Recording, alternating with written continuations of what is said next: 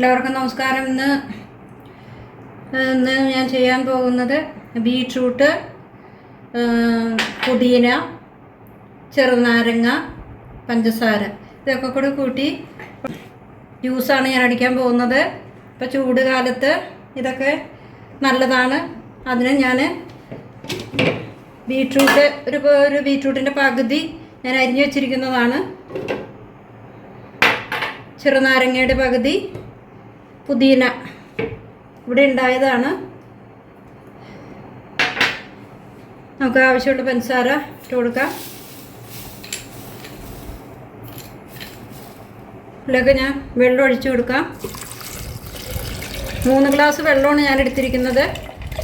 ഒരു ബീട്രൂട്ടിൻ്റെ പകുതി, ചെറുനാരങ്ങയുടെ പകുതി, പുതിനയില. നമുക്കിത് അടിച്ചെടുക്കാം. നമുക്കിതിലേക്ക് അരിച്ചൊഴിക്കാം.